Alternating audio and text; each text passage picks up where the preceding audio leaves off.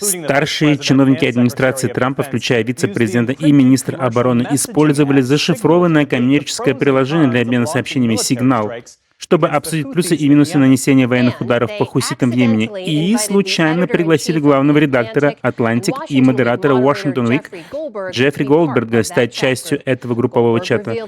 Голдберг раскрыл подробности сегодня в отчете, опубликованном в «Атлантике».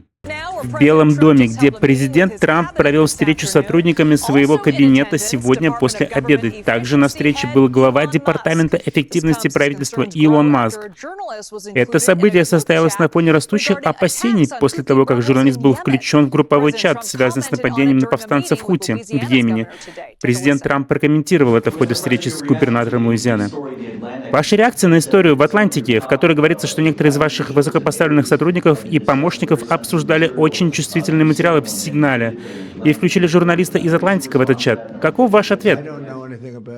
Я не знаю ничего об этом. Я небольшой фанат «Атлантика». Для меня этот журнал, он закрывается. Это не сильный журнал. Я не знаю ничего об этом. Что вы говорите? Что они обсуждали? Они использовали «Сигнал», чтобы координировать чувствительные материалы. Почему? О чем они говорили? О Хути.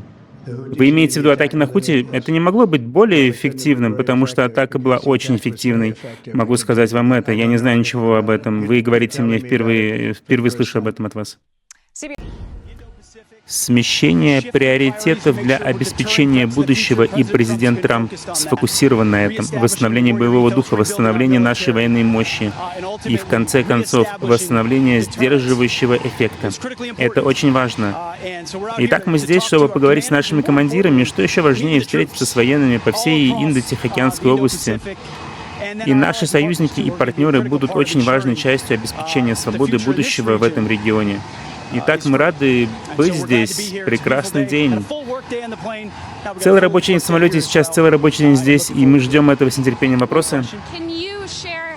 Можете ли вы поделиться, как информация о планах атаки против Хути в Йемене попала журналистам из «Атлантик», и были ли эти детали секретными?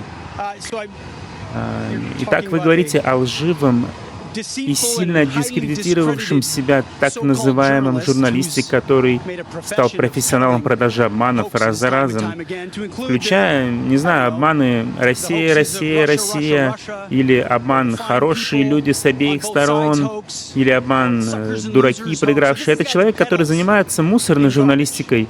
Именно этим он и занимается.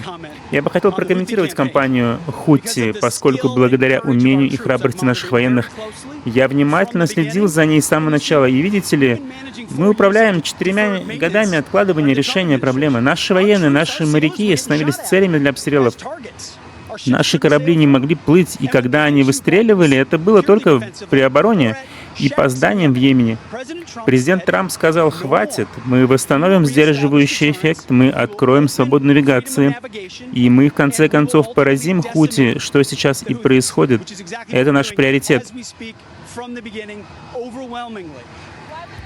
Почему вы эти детали обсуждали через «Сигнал», и как вы узнали, что журналисты были в курсе целей, типов оружия? Послушайте, что меня... Никто не обсуждал военные планы в чате, и это все, что я могу сказать вам об этом. Jeff, welcome to the NewsHour. Thanks for joining us. Thanks for having me. So you're added to this group chat. You see some 18 or so other people on it. Among them appear to be senior national security and cabinet officials like Marco Rubio, J.D. Vance, Pete Hegseth, John Ratcliffe, Tulsi Gabbard, Stephen Miller, Steve Witkoff, Michael Waltz. How did you end up on this chat? And when do you realize it looks like you were added by mistake? I was invited a couple of weeks ago to connect with Michael Waltz, the national security advisor. That didn't strike me as particularly strange, given my job and his job. A little while later, I'm added to a group chat with the people you just named. That seemed strange, but I kind of just ignored it a little bit.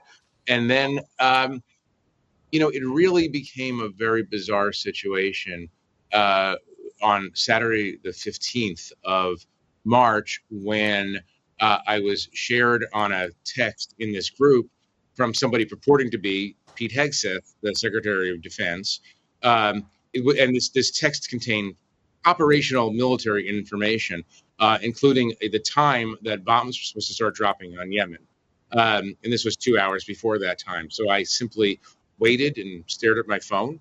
And sure enough, the American attack on Yemen began to be felt at about 1:30 Eastern or so, 1:50 Eastern. And that's when I realized that the chain was real. Until that point, I really had a deep suspicion that I was being spoofed or hoaxed or being led astray on a disinformation campaign, the rationale for which I can't figure out. But this all seems so improbable that I simply assumed that it couldn't be real. And I want to point out, you share some details, you report some details of what unfolds on that text chain. When it comes to these operational details, though, you're very careful with your language. You write in your piece what appears to be from the account of Pete Hegseth posts, quote, operational details of forthcoming strikes on Yemen, including information about targets, weapons the U.S. would be deploying, and attack sequencing. This gets posted 2 hours later, the bombings begin. And then what do you see unfold on the group chat? A lot of happiness and virtual high-fiving. There's some reporting, again, material that I didn't feel comfortable reporting because it contained tactical operational information about the effects of the bombing on various places in Yemen. Mainly, it was the participants in this group chat, which, as you note, contained most of the national security leadership of the United States, congratulating each other and sending emojis, flag emojis, muscle emojis, fire emojis to each other in celebration of a successful mission. We did hear from Brian Hughes. I know you did as well, the spokesman for the National Security Council, who sent a statement in response when you did reach out.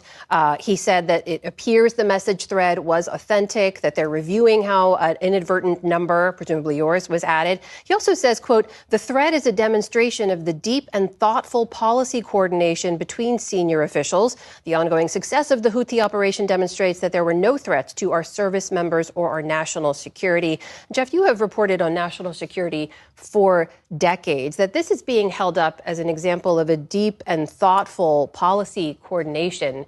Had you ever seen anything like this before? I don't disagree with something that he said. If you look at the story in theatlantic.com, you'll see that they are having a live debate, including the Vice President of the United States, about the utility of attacking Yemen and the European component of this and various other things. There's interesting discourse going on, but according to everything I understand, they're not supposed to be doing this on commercial messaging apps.